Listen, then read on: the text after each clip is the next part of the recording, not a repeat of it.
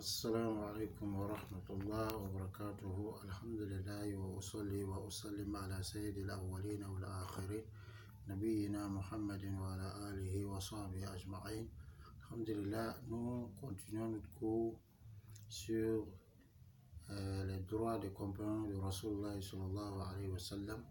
Après avoir vu l'introduction, nous disons que comme premier des droits est i'tiqad fadlihim منزلهم وأنهم خير الناس بعد الأنبياء عليهم الصلاة والسلام. On doit être convaincu que les Sahaba radiyallahu anhum, on doit être convaincu de leur mérite d'avoir été compagnons de Rasulullah sallallahu alayhi wa sallam, qu'ils sont meilleurs que tous les hommes après les prophètes alayhim الصلاة والسلام. Allah dit à ce sujet: للفقراء المهاجرين الذين أخرجوا من ديارهم وأموالهم يبتغون فضلا من الله ورضوانا وينصرون الله ورسوله أولئك هم الصادقون. Allah dit, quant aux pauvres parmi les émigrés qu'on a expulsés de leur maison et qu'on a dépossédé de leurs biens, qui recherchent une faveur de la part d'Allah, de même qu'un agrément d'Allah subhanahu wa ta'ala, qui secourt Allah subhanahu wa ta'ala et son messager. Ce sont ceux-là les véridiques. De même, Allah a dit au sujet des Ansar: والذين تبوأوا الدار والإيمان من قبلهم يحبون من هاجر إليهم ولا يجدون في صدورهم حاجة مما أوتوا ويؤثرون على أنفسهم ولو كان بهم خصاصة ومن يوق شح نفسه فأولئك هم المفلحون. Allah dit des Ansar qu'ils aiment ceux qui émigrent vers eux.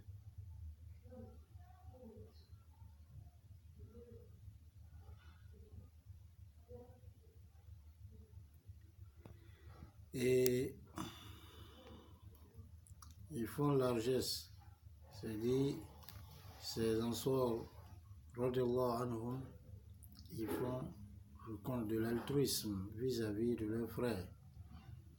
Et dans le hadith, Rasul dit sallallahu alayhi wa sallam: Khayrun nas qarni, le meilleur des hommes c'est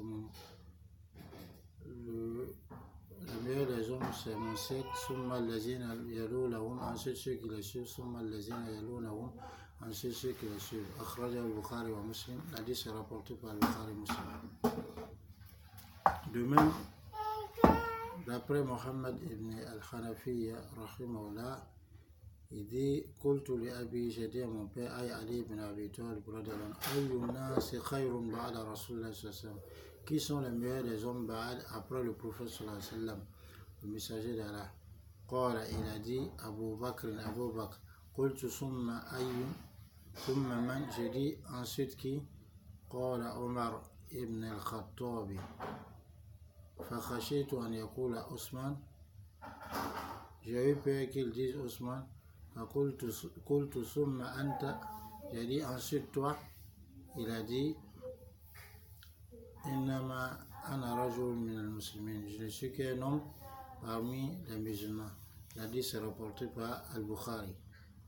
Donc c'est dit, voilà les enfants de Ali radhiyallahu anhu qui eux-mêmes connaissaient la supériorité de Omar, Abu Bakr Siddiq, Osman chez Ali radhiyallahu anhu. Et dans l'hadith d'Ibn Omar radhiyallahu anhu, il dit: Kunna nukhayyiru bayna an-nasi fi zamani Rasulullah sallallahu alayhi wa sallam, fa kunna nukhayyiru Aba Bakr, thumma Omar ibn al-Khattab, thumma Osman. Akhrajahu al-Bukhari.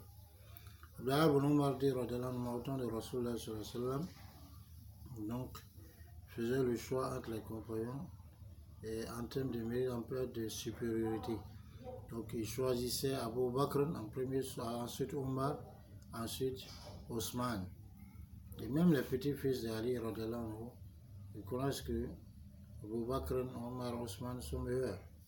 Seulement les savants de la Sunna se sont divergés concernant Osman et Ali dans le mérite, pas dans le khilafa. Dans le khilafa, on sait que le troisième calife, le premier calife c'est Abu Bakr, ensuite Omar, et le troisième c'est Ousmane, et le quatrième c'est Ali. Ça c'est à l'unanimité des savants de la Sunna.